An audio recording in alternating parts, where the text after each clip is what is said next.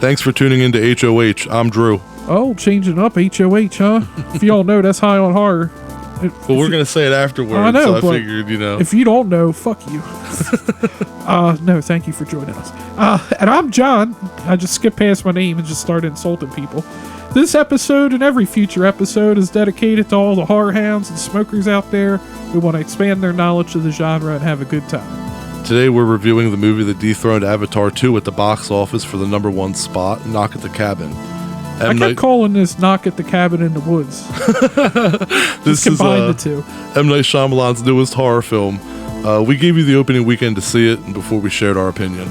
Yeah, M. Night he made sure to represent Philly. He always tries to represent Philly somewhere in one of the movies. Yep. We're pretty close to Philly, so fuck yeah.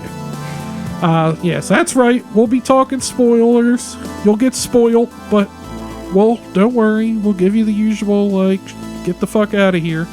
If you haven't seen Cabin in the Woods, we'll signal that warning. Cabin in the Woods, you just said it. You just said Cabin in the Woods. I can't tell you how many times I've talked about this movie, and I've been like, hey, are you going to see Cabin in the Woods? And I'm like, fuck, no. And I just did it now. Knock at the Cabin. If you haven't seen Cabin in the Woods, I also suggest you see that.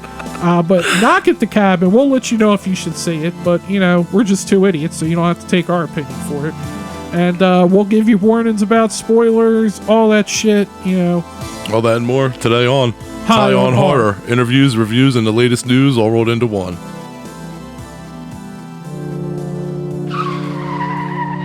All right, so before we get started, how long until there's a porn ripoff, Cock at the Cabin? Knock at the cock.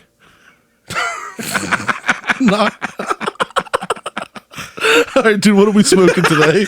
Wow, you just shut that one down quick. No, I just didn't want us to get, I didn't want us to, we're going to get ahead of ourselves and just turn this into a fucking train of dick jokes, and that just doesn't need to happen right now. Anyway, we got some Cody Rhodes Starduster.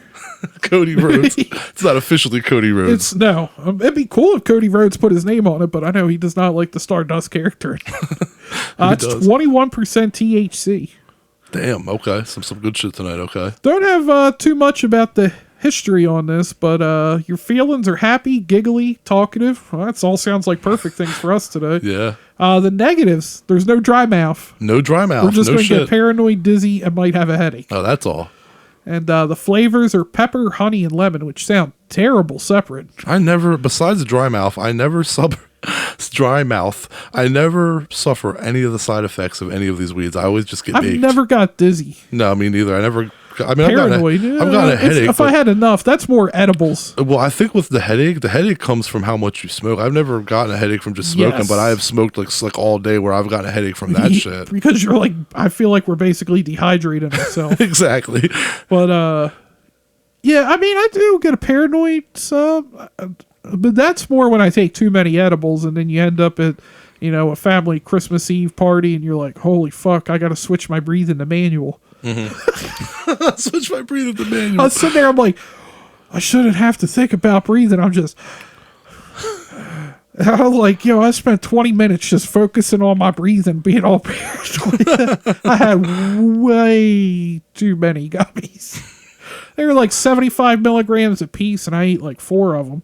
No, I know somebody's probably out there like, bitch. Yeah, amateur. I'm not fucking Joey Diaz. But yeah, I packed us up a bong of it. I'll get sparked here. All right, cool. So getting into the movie here, M. Night Shyamalan has given us some great films over the years, like The Sixth Sense, Unbreakable, Glass, Signs, and my favorite, The Visit. John, what's your favorite? The Visit's good. I feel like I've probably brought this up before on the show. I know I've at least talked to you about it. But The Sixth Sense kind of got ruined for me. Yeah. Because one of my asshole friends as a kid was like, oh, Bruce Willis is dead. And to me going in, I'm like, oh, okay, Bruce Willis is dead. But then when you're halfway through the movie, you're like, yeah, this movie's wholly been ruined for me. Yeah. So I feel like it just sucks because I can't experience that for the first time. But The Visit's a good one. Signs? Yeah, man, Signs is excellent. Would probably be my favorite. Okay. And you just got me to watch that one probably about, 2 years ago? Yeah. I don't know. I feel like I'm not a huge fan of M. Night. Some of his movies I like. Some of them I find boring. Yeah. Like The Lady in the Water. Lady in the Water. Yeah, Nicole man. liked that one. I mean, you could probably get... People probably get me. I couldn't finish it. I was like 19, so it was one of those ones that I'm just like, it is boring as shit. You just knew, like, this one isn't going to lead to anywhere I care for it to go. That's the Paul Giamatti one, right? Yeah. Yeah. I want to make sure I got it right, but yeah, I was just like, Nicole finished it and she liked it, and I was like, cool, that was boring as shit to me. I went and started playing my PSP. Well, Knock at the Cabin is Shyamalan's 15th film, man. Shyamalan. Holy shit, right? 15. Damn, did you say 15? Yes, his I didn't think he 15th had that film. many. Well, I guess he had the whole, like, When you think Unbreakable back on it, Glass, yeah. But yeah, it's Knock at the Cabin is only his second R rating to date too. His first was The Happening from 2008. According to Shyamalan in an interview that I've seen recently, all of his films get R ratings when they go through the MPAA simply for being too intense. And instead of like actually having to remove scenes or things happening, he usually just gets rid of like a visceral sound somewhere from like one scene in the movie, and that puts it back down to a PG-13 rating. Just his intensity and the noise alone gets him an R rating. It's insane. Yeah, it was... When I saw it was R... I don't know about you, but I never usually go into a movie and even know what the rating is on the movie. I feel like I just always assume they're PG-13 or R. Yeah. I feel like, I guess there's a couple scenes that make it have to be an R movie, but overall, like, it's that classic. And I even noticed it watching. I'm like, yeah, like, some fucked up shit's happening. We hear some noises, but, like, you don't actually necessarily see what's happening. Agreed. Yeah, and and it's Shyamalan and James Wan do the same thing. They make these like seriously scary movies that are like PG-13 worthy, but they'll get R ratings just for intensity. Like The Conjuring barely has language in it. There's barely any nudity. I don't know. There's no nudity in it. It's a wholesome movie, and that shit got a hard R. Just, you know what I mean? So it's like when you build that intensity up, it's like you don't even get the show gore before you get an R rating. It's crazy, you know. So that's real masterful, though, wouldn't you say? Like, Yeah, it's if you can definitely get an R masterful. without showing a lot of shit, which this movie does show stuff a couple times, but I feel like it's aftermath. Yeah. You don't necessarily... I guess there are some pretty disturbing scenes that we'll probably get more into on the spoilers. Yeah, But- yeah, definitely. Well, I guess it could be an R. For me, I feel like it's more of a PG-13. Like, we didn't see this together, so we haven't really talked a whole lot about, but, like, I took my nephew today. He's 15. I feel like it was appropriate movie for him to see at that age. yeah, I don't think, it doesn't show enough, but I think 15's fine. But yeah, so Knock at the Cabin is actually based on the book The Cabin at the End of the World. Oh, I'm sorry. Let me do that again. Knock at the Cabin is actually based on the book The Cabin at the End of the World by Paul Tremblay, which I have not read but want to. Yeah, that came out in 2018, actually. Yeah. And actually, it's... I had never heard of the book until Josh had brought it up when we were talking in a group chat about it. But, yeah, it's also his first adaptation of any of his works, so... Oh, excellent. I'm interested to see what other work... Like, I don't really know much about him. I'd be interested to see, like, what other type of... Are all his books kind of these, like... Like dark mind benders, thrillers? yeah. Totally. And Knock at the Cabin touches up on such themes as survival, distrust, paranormal, truth versus belief, loyalty, claustrophobia, empathy, sacrifice, supernatural and occultism, all these things. Shyamalan said that he really likes to tell stories of confinement through a small window, and that movies nowadays, to get you off of the couch, need to be experiential, and I definitely agree. Yeah, and I don't know that this necessarily necessitates a theater viewing, but I mean, I enjoyed watching the theater, but yeah, I feel like nowadays for the general public, like I hear all the time, oh, I don't want to go to the movies. I have my TV at home. And there are some movies, like, I guess the MCU movies, and I would argue the Nolan, like anything Christopher Nolan makes has to be seen in theaters. Yeah, agreed. Yeah, using them IMAX cameras. Yeah, unfortunately, I'd be interested to see this. We're recording this Sunday evening. I haven't seen any of the numbers for it, but I'd be interested to see because The showing I went to was pretty empty on a Sunday afternoon. Oh, maybe like 14 plus million. So, all right. yeah. 80 for Brady came in right behind it with like 13 million, though. So that's a little worrisome that movie actually did as well as it did. I didn't expect 80 for Brady to do shit. It's funny, as much as people hate Tom Brady, they'll go see a movie based around a group of people that like Tom Brady. So anyway, back to Knock at the Cabin. Bautista was really excited to get this role. He said that it was the, quote, opportunity of a lifetime, end quote, and that roles like this don't usually come to people like him because big people always get offers for action movies. But I appreciate Dave as an actor. He's doing a good job. I saw that he's unhappy with the way Drax went downhill in the Guardians of the Galaxy films by completely becoming like a goofy character and not being like hard anymore. And he wants to play a lot more dramatic roles, and I think he's off to a good start. See, he's going to bring up Drax, but I'm going to say that's part of what I liked about the evolution of the Drax character. Tell me he doesn't have, like, one of the best lines in, I always get, it's not Infinity War, Endgame, when he's standing there eating the chip. You know the scene I'm talking about? Oh, yeah. He's like, oh, you can't see me because I'm invisible. And he just, like, keeps eating And the you chip. can't Like, see him, that's yeah. one of my favorite. Like, that scene was hilarious as shit. I mean, I guess I get the idea he's supposed to, like, he's supposed to be hard, but like... In the first film, he was a little more dicky. He's become kind of completely soft, but he's still funny. I mean, I still enjoy the character, and I actually saw an article I briefly brought up to you. It said, is it time to say that Dave Bautista is the greatest wrestler turned actor? Like, not in terms of box office or things like that, but just as just an actor. And I can't think of anybody else. I feel like I'm probably going to forget somebody, but like, yeah. I mean, R.I.P. Roddy Piper for They Live, but Roddy that Piper's wasn't a up there. dramatic role like this. Like, and I don't think The Rock could do this. If you plucked Black Adam from the screen and dropped him into this movie, it wouldn't have been the same thing at all. What about Hulk Hogan, brother? Yeah. No, definitely not Hogan either. No holds barred, brother. But actually, also, Shyamalan had to feel Bautista out before he was given the role of Leonard. Bautista said that he had met with M. Night on a few Zoom meetings before M. Night even mentioned that he had a project that he was working on, and he got the audition that way. It's interesting. I mean, not to spoil it, but I mean, he did a really good job. I agree. All right, before we jump into the movie today, Josh is going to give you a little word from today's sponsor, Podbean. Are you tired of listening to podcasts and thinking, even I could do better than that? Well, now's your chance to put your money where your mouth is. We've partnered with Podbean to give you 1 free month of unlimited hosting. That's right, 1 whole month to get your podcast off the ground and into the ears of listeners everywhere. Simply go to www.podbean.com/HOH to sign up and get started. So what are you waiting for? Sign up today and let your voice be heard with Podbean. That's www.podbean.com/HOH. And now, back to our show. Thank you for that, my dude. Thanks, Josh. Love you, boo. Love you, boo.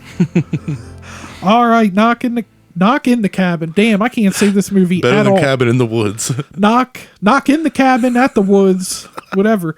Knock at the Cabin is a 2023 American apocalyptic psychological horror film written and directed by M. Night Shyamalan.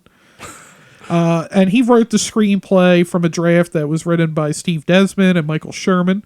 The film stars Dave Bautista, Jonathan Groff, Ben Aldrich, Nikki Amuka Bird, Kristen Coy, Abby Quinn, and Rupert Grint, who I did not recognize and you brought up to me. Yeah, right? So our film, it follows around a family of 3, Eric and Andrew, and their adopted child, Wen. And they're vacationing at their cabin in rural Pennsylvania when they're approached by a stranger named Leonard, played by Dave Bautista. You see Leonard. He walks alone inside of a pit of danger. No, he walks up on Wen, and she's collecting grasshoppers. And look, did you ever collect bugs as a kid in a Fuck container? no, man. I hate bugs. Really? Yeah. I used to collect, but I didn't do like she did. Like she collected just grasshoppers. Yeah. I had like one of those, like, you know, those plastic ones that have like the vented lid. I was going to say it had the holes in it. Yeah.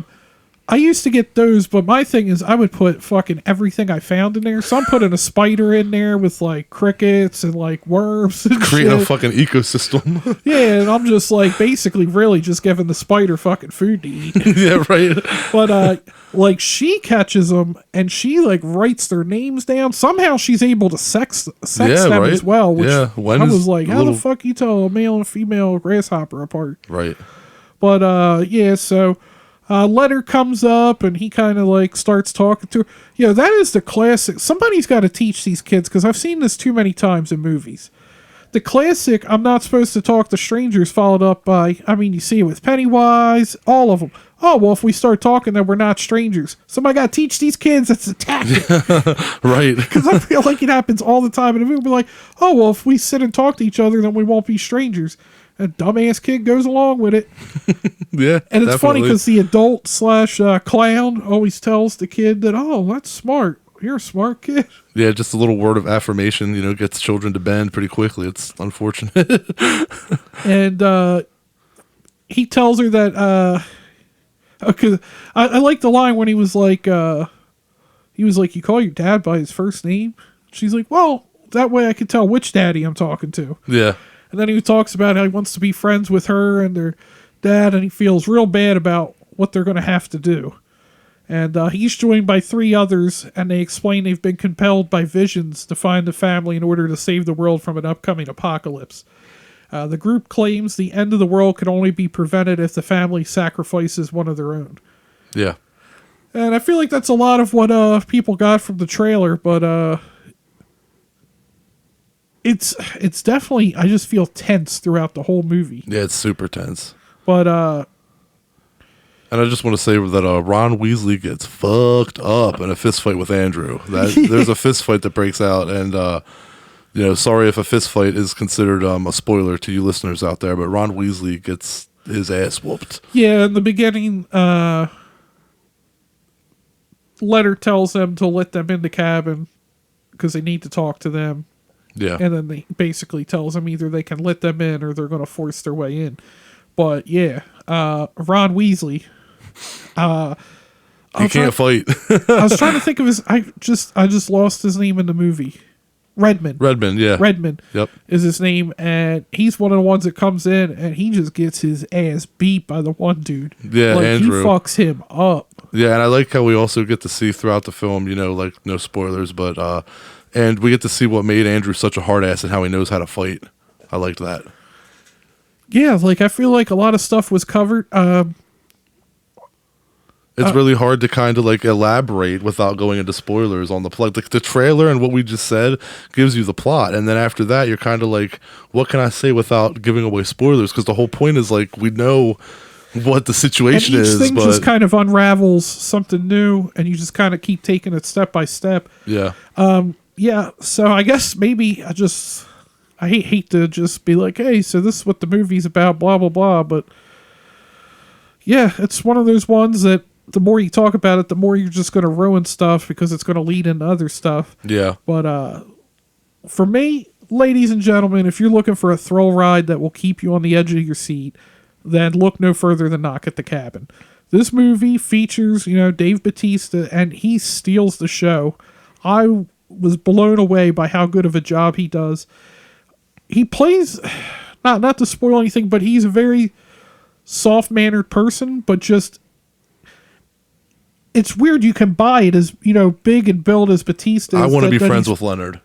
What? I want to be friends with Leonard. He's a very nice guy. Yeah. Like, considering the circumstances and everything going on, like, he's very nice. A couple times the people with him want to be very short because there's a point that the world's ending that they want to get to. And throughout the film, like, Leonard tells him, like, I understand why you feel this way. I can understand you don't trust me. Yeah. You know, he tries to get on their level, and it's a really good acting performance by Dave Bautista. Like, it doesn't come off fake. It seems very, very believable. He's a school teacher, second grade teacher. a gym teacher or something. Yeah, No, I know he's a gym teacher, but I think he taught, like you said, second grade as well or something. And this film just throughout the movie, I feel like you're questioning everything from every angle. Where it's like, is this real? Is this not real? Like, what if that happened?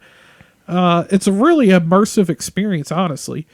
And I feel like it engages from start to finish. The movie is a perfect example, I feel, of what a psychological thriller should be. Yeah. The thought-provoking nature of the story will have you wondering what you would do in the same situation on all around. Not just like, this isn't a typical home invasion movie. No, it's not at all. Where you're going, oh, if somebody invaded my home, what would I do? I feel like this one, you're on that side of these people come in, but also you're on, with Leonard and them, and you're like... You understand their predicament. Yeah. Yeah, like, how would I feel if I were them? Yeah. And I feel like if they're not bullshitting and part of some crazy cult, how would I feel being them? Exactly. And,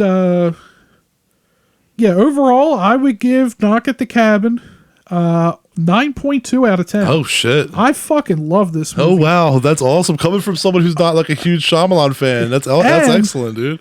I'm getting this John on physical media. I'm going to get this. I love this movie.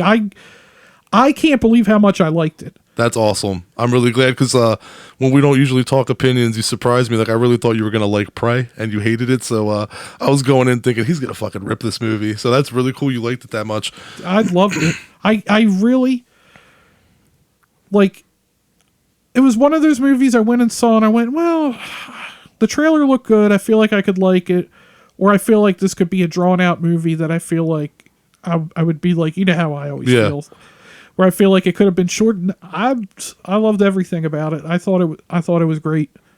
Did you catch M. Night as the host of the yes, I pointed it out to my nephew, and it's lost on him because he don't know. I'm like that's M. Night Shyamalan. Dude, I thought He goes, who? I'm like, the guy who directed the movie. He just goes, oh, okay. Dude, I thought that when I was at the theater watching it, I'm like, I wonder how many people are watching this right now and not getting it. You know, doesn't he usually do a cameo in a lot of his movies? Yeah, he's usually in all of his movies, but to the uninitiated, people who haven't seen his other films and shit, they wouldn't know. And he's a Philly guy, like we said, and he made sure to get a Philly reference in there. Yeah, absolutely. Was it Andrew? Yeah. Was wearing the shirt with Philadelphia on it. Yep. All right, so my rating. Okay, so first of all, I did not expect the movie to start immediately like it does. Yeah, I don't mean to cut you off. Yeah. Because I saw you had that at part of your review, and I didn't want to steal that from you. Same fucking thing, man. Like I told you, I was a little late. I still showed up on time. There was still a couple more previews. But in my head was, well, if I missed the first couple minutes, it's fine. From the trailers, it looks like it's just them going to the cabins, and that'll set it up. No. I was like, holy fuck. Dave Bautista's here already? Yeah, opening scene. The trailer misleads you and makes you think that we see them going to the cabin and then shit breaks out. But in reality, the movie picks up and they're already at the cabin. And the scenes that we see... Yeah, I wasn't ready. No, yeah. I saw him in the woods and I was like, okay, we're starting already. Like, yeah, I agree, yeah. That was one of the first things that made me go, oh, I think I'm going to like this, because that was one of my worries, was it was going to be drawn out to get them to the cabin. Yeah. And you're thinking, like, I've already seen the trailer, so I know they end up at the cabin. So I thought it was just going to be, 25, 30 minutes into the movie, maybe, that they would show up. But no, it's like 3-4 minutes, it feels like. It's her catching grasshoppers and jumps right to Dave Bautista walking up on. It's just a monologue scene, a dialogue scene, yeah. That's just it. The whole thing that we see in the trailer, the scenes we see of them like driving in their car and singing and shit, that's all like flashbacks that we get like throughout the film while they're already in the cabin. I like that. The opening scene with Leonard and Wen showed me, and I think it shows anyone who has an eye for cinema from the start, how beautifully this movie is shot. I mean, it is clean and it is pretty to look at, and it is a really great opening scene that set the tone right away. All the characters are genuine and real. The acting is very grounded and organic, and again, we'll go back to Dave Bautista. I'll have my say now. Bautista as Leonard is a very likable character, and Dave gets an A for acting his fucking ass off. He shares the screen. With Leonard. He shares the screen, man. Dave Bautista shares the screen with actors that are much more seasoned than him. Go to their IMDb's. Everybody's been in tons of shows and movies, and yet he steals the show. He's everyone's favorite character. Yeah, and it's funny because I feel like at least for me, when was maybe supposed to be like the heart of the movie, but I really feel like it's Leonard. That's a really good point. I is the agree heart with of you. this movie. 100%. I agree with you. There's stuff like, well, we'll get into it that I was just like, damn. Yeah. Yeah. And again, with this scene and what you had mentioned earlier, this movie, accurately depicts how gays are perceived by outsiders, as well as what it's like being a child with parents of the same sex, and M. Night said that he saw this movie as a story about love, and that even as himself being a heterosexual, he sees past the fact that the couple is gay because it's just about love. And that is absolutely true. Eric and Andrew, to me, in this movie, are just looked at and treated like ordinary people to the audience, because they are being beaten over the head constantly and being reminded that they're gay. M. Night doesn't exploit these characters; he just allows them to be normal. And I, it's not really a spoiler; it's just a conversation. But like, at one point, I think it's how Eric brings it up. Yeah, that he says, you picked us because you're a gay couple. Yeah, that's their immediate thought is like, oh, they're because of bad experiences he's had previously, and like Leonard's like, no, that doesn't. We didn't even know who was going to be there. It was just this family. Yeah, that they had, and even uses the term like, because their problem is that they're looked at differently, and he was like, we're just ordinary people like you.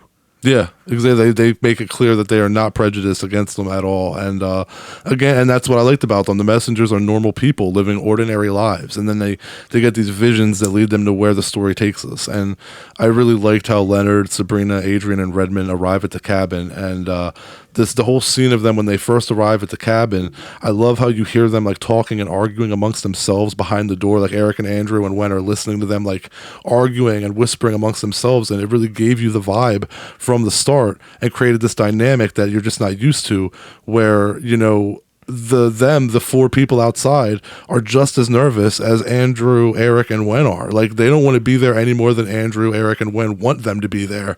And as a whole, the movie is very intense due to the acting, the tight pacing, and the score by I'm gonna butcher this name. I actually listened to the name on YouTube, but it didn't stick. I can't say it. Herdis Staffendoder. Oh, I know I butchered that, but the score, I'm sorry I butchered your name, but the score is fucking killer. It really keeps your heart pumping. I give this a solid 8 out of 10, but the more I think about it, I'm thinking it's probably an 8 point. I wrote in my notes an 8 out of 10, but after talking about it and hearing John's 9, I think I'll give it an 8.5. I'm not at a 9.2, but for sure, it's absolutely one of M. Night's best movies. He rebounded from Old. His last film, Old, was all right, but he came back strong. He by no means is one of those directors where he makes a bad movie and you think, oh geez, he's gonna start sucking, because like his movies are like, some do suck, but then he bounces back and you're like, Jesus Christ, that's amazing, and then he'll do another movie that sucks, and then you're like, oh, okay, and then he comes back and he does an amazing movie. So he's all over the place, man, but this is one of his best movies for fucking sure. So yeah, I want to re-answer your question because I didn't want to give it away in the beginning. You asked what my favorite M. Night Shyamalan movie is. Knock at the Cabin. When you hesitated, I thought in my head, I'm like, I wonder if he's going to say Knock at the Cabin, and you didn't. So yeah, you tricked me. I didn't want to give it away at the beginning, but did you hit that bong? Is that my hit? I ripped it twice. All right. Yeah, it. After seeing it, I was like, yeah, this is my favorite M. Night movie. Like, I'm blown away by how, like, personally, how much I like this movie. Like, I want to go. It's one of those movies that even though, like, I know, I guess not twist now, but like, because it's like with a lot of thrillers, like once you get to the end game, that's kind of the end of the rewatchability because that's 95%. But this is one I want to watch again. And I know that with you being you don't read much. We've talked about that before. Not that I'm not a learned man, but you said that. Like with you liking the movie this much, I definitely think that you're probably pretty intrigued to read the book, I imagine. Audio book it. Gonna do the lazy shit, but all right, either way. Yeah, I mean, I can listen to it at work and shit like that, but could just read a book, but all right. I don't know how. I have to have the words told to me. But yeah, I guess that came out weird. Yeah, I think now's probably the good time to jump over to the spoilers because there's like so much I want to talk about, but I don't want to spoil anything. If you haven't seen the movie, this is your time to dip out, right, John? Yeah, just go out and go get yourself like a breast and a thigh from Popeyes or something, and then go watch it. Hell, sneak it into the theater. Yeah. And come back. Then come listen back to this. and have more Popeyes. All right. Well, I think we could probably get into talking spoilers here. You've been warned. Yeah, you've been warned. We even got you a Popeyes ad and everything. Yeah, fucking that shit was crazy. I was not ready and did not gather it from the trailer that if they said no, each one of the 4 would kill themselves. And that the 4 were actually indeed the fucking 4 horsemen. Yeah, you find out right towards the end. Which that might be my only complaint. Like, But you kind of expected that to be the case? no, I was going to say just that they kind of throw in, like, oh, they're the 4 horsemen of the apocalypse, but the 4 horsemen of the apocalypse, I guess it's supposed to be more of a twist on the 4 horsemen, because it's like pestilence, right, famine, war, death. I'm fucking it up probably, but that's... So I thought that was kind of weird. I was like, I don't know if they just... It almost felt like they were like, oh, we have 4 people, so... Yeah, like these guys were very... These intruders were very passive-aggressive, and like you said, like... There's a ritual to when they have to sacrifice. Yeah. Ron Weasley told him to look him in the fucking eye. So basically the thing is that... the whole point is that every time that Eric and Andrew and Wen say no and decide to essentially, I guess, sacrifice one of themselves or be sacrificed by the other two. Well, they can't even sacrifice themselves. That's part right. Part that's of what the I'm saying. rule is that when they pick one, the 4 people there cannot assist in any way. They can't put it off on them. The 4 horsemen can't assist, and you can't suicide. And they can't hurt them. Like they're literally like there's no harming the Andrew, Eric, and Wen. They tie them to chairs, but that's like the worst that really happens. They literally are just begging them to just, hey, make the right choice. And every time you say no, like the world's going to get hit with some sort of biblical plague, and we have to kill one of our 4. And like, yeah, like you said, that shit took me by surprise when I was like, damn, like they did right then and there. If you're not convinced that they're telling the truth, you're at least convinced that they are a batshit crazy cult. Well, also part of the reason that helped me believe them is during the actual home invasion, you can tell that they're purposely trying to not kill them or harm them as much as they can. Yep. Because Andrew gets his leg swept and he feels it from Child's Play 2. But he lives. He just has a real bad concussion. And as soon as he hits the floor, I wish I could remember her name, but the one lady, the nurse, she starts freaking out. She was actually, I thought it was pretty cool because I noticed her right away. She was the maid from Get Out. Yeah, I think you said Phil gets swept. I think you mean Eric. Well, I said Andrew. Maybe it was Eric. It's Eric's the one. Andrew's the whole. Yeah, Eric's one that gets swept. He gets swept and gets the concussion. Yeah. Yeah, and the nurse, like Sabrina, immediately is like, oh my god, is he okay?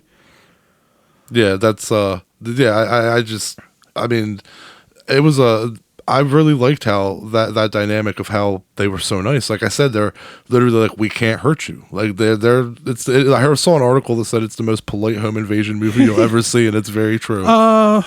Like I said, I'm bad with the names. I only remember Redmond and Leonard Redmond, Sabrina, and who was the one that was the cook? Because like she's cooking food for Wen and was like, oh, when you're done here, like come see me at my restaurant and I'll cook you all the breakfast burritos you want. Yeah, I can't do. Now you're gonna get me. I knew their fucking names and I lost it. I said them earlier in this episode, and that's what matters. I really like going back, like. That Leonard, like Dave Bautista's Leonard, like I know we keep saying he's just so likable, and I think the first thing was when you see him catching the grasshoppers with Wen. Yeah, he just seems like super wholesome. Yeah, and everything, but they're part of this cult. But like, and then each time when they say no, and one of the I guess it's not a cult, but no, one of the members of the 4 Horsemen. Yeah. Each time they kind of have like that ritual where they like cross paths, but you can tell how devastated they're. And I feel like that was the one part that really made me go, okay, I fucking believe him. Because, like, you just killed one of your own. Yeah. Like, I was like, okay. Yeah, it's kind of like, I believe you, or either that or you're fully dedicated to your cause. 100%. Yeah, man. And, like, you can kind of even see Eric at that point. Like, Eric and Andrew kind of have that dynamic of the one starting to be, okay, I kind of believe what they're saying. While Andrew keeps telling He's staying strong. Eric, Yeah. he's like, you need to stand strong. You've had a concussion, which I feel like that was kind of a neat little thing in there where you have him with a concussion. So you're like, oh yeah, he kind of does have a concussion. So like, Yeah. you can understand why, you know, maybe Andrew's right. Maybe it is he just has a concussion. Maybe these people are like religious fanatics. Right. But like, even when they would do that, and then they would show them the TV and show them like the stuff that was happening, and Well, yeah, because every time one of the four horsemen had to off themselves for every no that Andrew went, when they said another Eric, plague has been released on humanity. correct. Yeah, every time that Eric, Andrew, and Wen said no, and one of the four horsemen had to kill themselves or be sacrificed. I mean, amongst themselves. A biblical plague would happen, and like the tsunami scene was fucking horrifying. That's like probably the scariest. Like, fuck. What's I was gonna say? A Day to Remember. That's a band. The Day After Tomorrow. Yeah. That movie is supposed to be all natural disaster. Fuck that. That tsunami scene in Knock at the Cabin was fucking horrifying, man. Like legit. And But it was funny because that's not the tsunami scene I first went to. Okay. I thought of Interstellar. oh shit. Oh, when you they got land me. on the planet. You got and me. it's just Okay. that huge wall. Yeah. You got me. Okay. But I mean, Day After Tomorrow, I mean, it's not a great movie, but I enjoy it. yeah, I mean, but still, this tsunami scene stuck with me. Like, I was fucking terrified watching it, and other things happened, like fucking 700 planes dropping from the sky, like. And just the way Bautista from all tells them fucking- about what's going to happen. Yeah. And the thing is, like, Andrew's argument is that it's pre-recorded. I don't give a fuck. Like, this dude said that this shit was going to happen, even if Yeah. it happened 2 hours before. Yeah, exactly. Before Redmond died. Like, Yeah. I don't give it. Okay, I'll give you one. Okay, the second one happened. Right, exactly. And they're killing themselves and not harming us. This seems a little And then, off, like, right? even then, you're like, okay, well, he did bring up that this virus was spreading before, but okay, now you told me about the planes, and they're literally dropping out of the sky on live TV, yeah. And And the way Bautista, not Bautista, Leonard describes it sounds so much cooler when he's like, when he's reading. Dude, the one when he talks about the planes, I feel like that was like the most badass one when he was like, the sky will fall and God's fingers will scorch the earth. Yeah, and then it fucking and he repeats it as it's happening. But the newscast. Yeah, that was one of my favorite. I'll get to that. But I was gonna say what I was gonna say was one of the best parts of the movie for me when we were talking about the four horsemen like dying is watching Eric and Andrew and their reaction, how they're screaming for the horsemen to stop killing themselves. It's like it is almost like it's like a passive aggressive torture to Eric and Andrew because they're like these people aren't harming us, but they're making us watch these brutal like deaths because when they kill each other, they're fucking stabbing, and Bautista comes up with that axe and gives you a final death blow, and it's just so fucking unnecessary. These deaths are brutal, even though they're not seen. Yeah, so, Ron Weasley put it on the mask. I don't know what's up with the white sack though. I guess because like they died innocent or something. I don't know. That, but, or I thought maybe. you know. we find. Well, we're already in spoilers, so it don't matter. Well, we find out fucking Redmond wasn't so Right. innocent, but. I thought maybe it was just to protect the people from having to see their face or something like that. Maybe I don't. But Because I I wouldn't just want to look. yeah. Well, especially after Bautista cave your head in. Their fucking reaction though, Andrew and Eric's Bautista reaction, mash. and how they make Wen even watch Redmond's, but then after that they allow her to turn her head. I think she didn't turn her head for Redmond's, right? Didn't they make she watch for that one? I think did because. I'm pretty sure she white watched woman. the first one because then after that they allowed I thought Andrew and she Eric to came like and shield her grabbed eyes. Wen and put him with Eric. They were all sitting in the same room when Redmond died. Yeah. So but each one, I think she was in the room. She just wasn't watching. But I'm saying I think she watched the first one, right? But then the second one, I don't know, maybe not. I thought didn't she think watched the first because one. I thought that 'Cause- the cook lady picked Wen up from her chair and That's put possible. her with Eric. That's But possible. I but- know she did that. I just can't remember if she was facing forward. Well, I remember I think it was after Redmond's death that she was facing inward, and I remember thinking, I don't know if she did that on the first one, so I don't know if I don't know. I have to rewatch why the they movie. just didn't tell her go to her room. But either way, their reactions are totally believable. I mean, how would you react to watching people like butchering someone in front of you, and you have to watch it and then be told, "Hey, make a decision, or we're going to do it again." They're going to kill their own people. Yeah, you know. But I mean, it is fair that they said they wouldn't hurt them. Like, but yeah, my favorite scene in the entire film is when Leonard starts like saying what the news report is saying as it's happening, because he saw it in his vision prior. And the thing about that scene, it's not just Bautista's acting, but Andrew breaking the TV. And you see at that moment, he's screaming at him, like, how did you know that? And for this character, Andrew, who stayed strong the whole film, to break the TV, you see him, like, the TV's almost symbolic, like, he breaks. That's all that he breaks. Now he's so convinced, he's like, how are you telling the truth? Like, he knows now, he's convinced, and he's trying to unconvince himself. And I think the big difference is they turned on the TV that time. Yeah. Every other time, Leonard turned on the TV. Yeah, exactly. And this time, they grabbed the remote, turned on the TV. Correct. It was the broadcast. Yeah. And, you know, and as an audience member, you can't help but believe it too. Like you said, I believed him, and Andrew represents the audience who watched this movie, in my opinion, and he says what any intelligent person would say, and he stays strong. And at the same point where he's like, okay, like, what the fuck's happening, and you see him break, as a viewer, I was already convinced, and like, yeah, I think that like the Four Horsemen were telling the truth. So like I said, I think that Andrew represents the audience in a way, because he goes through what you go through watching the movie. Yeah, and then at the end, when they're like, when they do the Four Horsemen thing, and that the idea is that all four of them were supposed to die anyway. They needed to watch all four of them die. Mm-hmm. Yeah. That just starts pouring down rain. Yeah, pouring down rain, and basically And then as soon as... they never make a decision, though. That's the thing. They never... Andrew and Eric... Well, they make a decision. Well, the Four Horsemen are dead before a decision's made, and the world's pretty much gone to shit. Like, literally, like... I would say Wen was not involved in the decision. Correct, but basically the world, we do see the world is, like, literally, like, ending on screen, you know? The skies just turn black. Yeah. It just starts storming, and there's, like... lightning just striking and setting everything on fire. Fires everywhere. Yeah. And Eric basically tells Andrew to kill him because he's had a vision. And he said he had the vision when he first got to the cabin.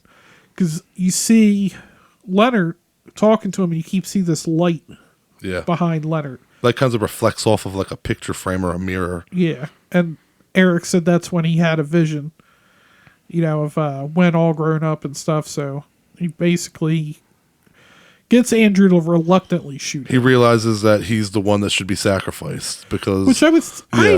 he comes to the realization. I'm with Andrew. It should be the other way around. I feel like the curmudgeon and the non-believer should be the one sacrificed. Yeah. But he was at peace with... Eric was at peace with himself and his life, because he supposedly saw how Andrew and Wen grow up, and how, like, they have a great relationship, and... He says, "Hey, you know what? It's meant to be me. And, I'll bite the bullet, literally." Yeah, and Andrew does it, man. And let me tell you one thing, man. The line, "Did Daddy Eric save everyone?" broke my fucking heart, man. I couldn't get that line out of my head when Wen says that. Yeah, that was... Yeah, they turned up the emotions at the end of that movie. Before, it was just all brutal. Yeah. But then, you see him at the diner, and, like, everything's becoming normal again. Yep. Yeah, it's like Eric made the sacrifice, barely in the nick of time, but in enough time to actually save the world. The world started recovering, the water stopped rising, and planes stopped crashing and shit like that. So, well, Leonard told him, he said, after I'm gone, you have a couple minutes. Yeah, man. Yeah, it's and then he just straight fucking slits his throat. He does, and that was one of those ones where I was like, "No, man!" Like, because I also wonder, I was like, "What happens with the last one?" Like, I didn't know if they would suicide. Well, who do you think of the? Well, I think even though I didn't want to see Leonard go, he easily got the best death of the Four Horsemen. Who do you think got it the worst? I can't help but think it was Redmond. I just feel that his just looked unnecessarily rough. Yeah, there was some bashing on that one.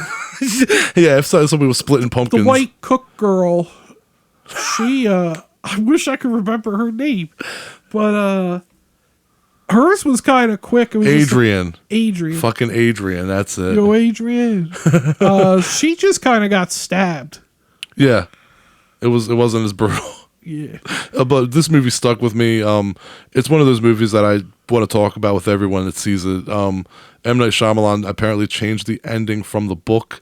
I'm not exactly sure what's different because, as I mentioned earlier, I haven't read the book, but apparently the book goes in a totally different direction, and Shyamalan had a different ending in mind, which makes me even more intrigued to read the novel. But from what I've heard, the novel is like way darker, where this movie kind of ends on a happier note. The novel apparently is, as our producer and editor Josh Hensley put it, fucked. Yeah, I definitely want to read this book now. It's like there hasn't been any physical media that's made me want to read a book probably since True Detective season 1. Oh shit! Yeah, well, they're gonna do a Knock at the Cabin Steelbook because Avi already had one for order. I'm gonna wait and see what Best Buy puts out, but this is definitely like 4K Steelbook quality, like for sure. But yeah, so you gave it a 9.2 out of 10, and I gave it an 8.5. So should we start doing like a joint, like the High on Horror rating as a combined rating, or are we just like Siskel and Ebert, where we're just gonna keep the just solos? Rate shit, and I forget what I rate stuff afterwards, and I just know if it's good. Yeah, right. I feel like I'm grading movies in a vacuum. I forget what other movies I have, so like an 8.5, they might not be equal across the board. Agreed. I keep forgetting this because of the fucking weed, and then we talk, and then I forget to mention, and then I forget, and then I remember it again. One point I wanted to make was I also like, and I wondered if they were going to get to it, was why were Eric, Wen, and Andrew chosen? What I like is there's not a solid answer. The only answer they really have is Leonard guessing why they were chosen. Yeah. And he just says because he thinks that they were chosen because their love is so pure. Agreed. Yeah. And strong. But like there's really no solid answer as to why they're chosen. It's just Leonard's there is opinion. no. Well, again, if you believe in the Bible and everything's biblical, it's believing without seeing. Do you believe or don't you believe? It's basically the question of, again, what I said earlier was, faith versus belief, and or not faith versus belief. That's not what I said earlier. God damn it, the weed's hitting me too. It was It's that Cody Rhodes Stardust. fact versus belief, and Fact versus fiction. It gives you it gives you that vibe. But no, yeah, I really like this movie, and if anything, I'm super happy that M. Night Shyamalan put himself back on he's always been on the map, but I'm super happy that he's made a strong movie again, and it's what was definitely his last movie? The Old. I had mentioned it. It was disappointing. I don't even know if you've seen it. I forgot. How the fuck did I forget about that? It wasn't that long ago. Yeah. I was thinking it was the third movie in the Unbreakable Glass or whatever. Unbreakable Glass and damn, what was the third one? Yeah, I know. Yeah, we're terrible right now. We're this fucking Starduster. It's at 21% THC. But yeah, we're big fans of the movie, and I'll be honest, I'm surprised how much talking we got out of it, especially in the non-spoiler part, because it's just it's one of those movies that if you just start talking about it, just ruins stuff. Yeah, absolutely. And it was good talking about this movie with you. I enjoyed this discussion and conversation because we really are on a high with this movie right now. And once again, I can't say it enough. Dave Bautista is fucking amazing in this movie. Like, holy shit. So even though you constantly complain and say he has the meat sweats, you're behind him now? Yeah, you're behind him as an actor? I didn't even get to that. Yes. Dave Bautista has permanent meat sweats. And I mean, as a man who should know meat sweats, like, I don't understand it because, like, I mean, I'm fat and out of shape, so I know why I get meat sweats. I just don't know why Dave Bautista getting meat sweats. He always looks like he's just, like, struggling to, like, get through doing something, but, like, the dude's built, man. Like, I mean, I wouldn't say it to him because he beat the shit out of me, but, right. I just don't understand. I've never seen a man that built but look like he's struggling so much. Yeah, man. I guess on that note, meat sweats is a good part to end this review on. Yeah. As always, we all know what the fuck we're doing next week. So, we know, but keep your eyes peeled on social media. We got something special cooked up. You're going to have to tell me after the episode. I'm too high to remember. You remember. Thanks to all the horror hounds and smokers out there for tuning in. Yeah, keep up with us on social media. We'll let you know what we're doing next week. I'm pretty sure I do remember now, but weed. High on Horror 420 at Facebook, Gmail. Holy fuck. Dude, I swear to God, we have smoked too much of this shit. We have struggled the last 10 minutes of this episode. Speak for yourself. Oh, speak for you flat out said that the weed was good into you too. I was trying to quote myself and couldn't remember what I said. Yeah, I'm that's pretty even affected worse. right You're now. quoting yourself. Anyway, High on Horror 420 at Facebook, Twitter, Instagram, TikTok. Now, High on Horror 420 at gmail.com. That's where you can send them PPA questions. And our website, official website, highonhorror.com. Keep Official, the PPA questions not coming. that fake ass one. Yeah, the real High on Horror. There's all them people out there making fake HoH websites. You gotta watch out. Make sure you got the real one. That's right. The It's real got one. the smoke in the background so you know it's real. That's what makes us official. The smoke in the background. And that blue Twitter check mark. That's right. Anyway, so I think that'll about wrap her up. Catch you later. Bye, everybody.